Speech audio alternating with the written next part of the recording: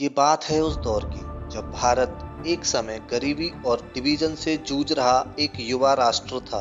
फिर भी दुनिया की सबसे डेवलप्ड टेक्नोलॉजी में से एक न्यूक्लियर एनर्जी मतलब परमाणु ऊर्जा की नींव इसी दौर में रखी गई। इसे संभव बनाया एक ऐसे दूरदर्शी ने जो वैज्ञानिक भी था और संस्था निर्माता भी। जी हाँ, हम बात कर रहे हैं डॉक्टर होमी जहांगीर भाभा की, वह शख्स जिसने भारत के वैज्ञानिक भविष्य का नक्शा खींचा। सन 1909 में एक समृद्ध पारसी परिवार में जन्मे भाभा को कला और विज्ञान दोनों विरासत में मिले।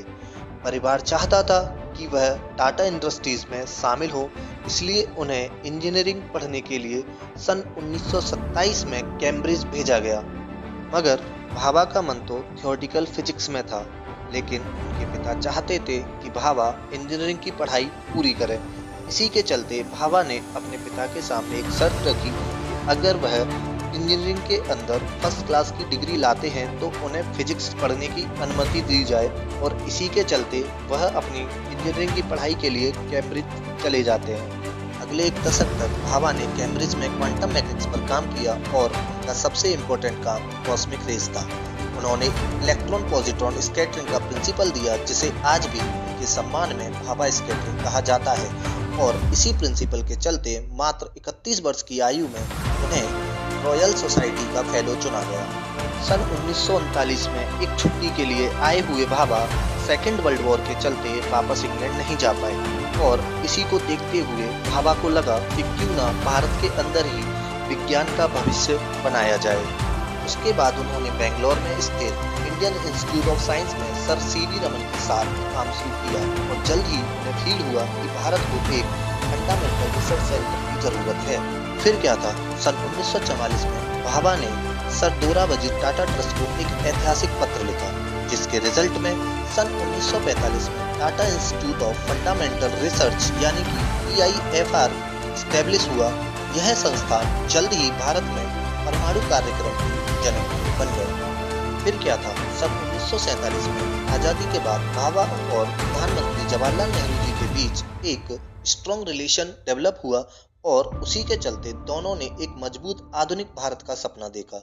नेहरू ने भाभा को देश के वैज्ञानिक विकास की पूरी जिम्मेदारी सौंप दी।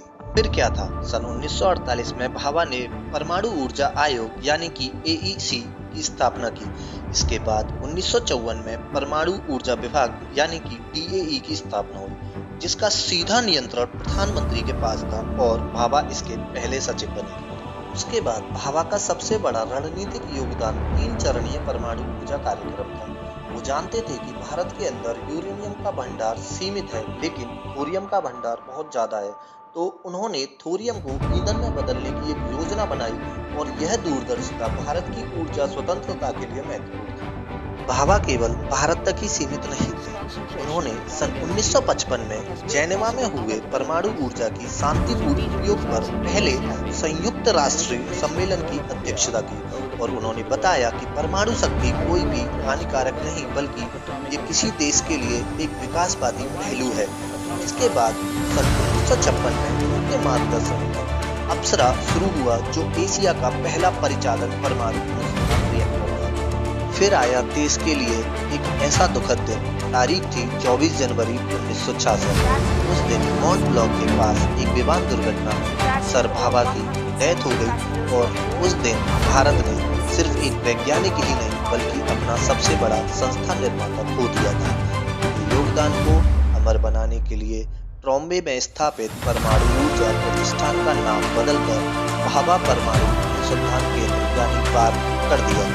भाभा ने हमें केवल परमाणु रिएक्टर ही नहीं दिए, उन्होंने सिखाया कि एक नया राष्ट्र भी दुनिया के लिए सबसे जटिल वैज्ञानिक क्षेत्रों में अग्रणी हो सकता है, और उन्होंने बताया कि उनकी विरासत केवल भौतिकी समीकरण में नहीं बल्कि उस समय भारतीय वैज्ञानिकों के काम में है, जो आज Tata institute of fundamental research और पार्क एंड इसरो में काम कर रहा है। और अंत में ऐसी पवित्र आत्मा को नमन करते हैं। डॉक्टर भाभा के बारे में आपका सबसे पसंदीदा तथ्य क्या है, मुझे कमेंट में बताएं, और भारत के ऐसे महान लोगों की कहानियां जानने के लिए चैनल को लाइक करें, सब्सक्राइब जरूर करें। जय हिंद, जय भारत।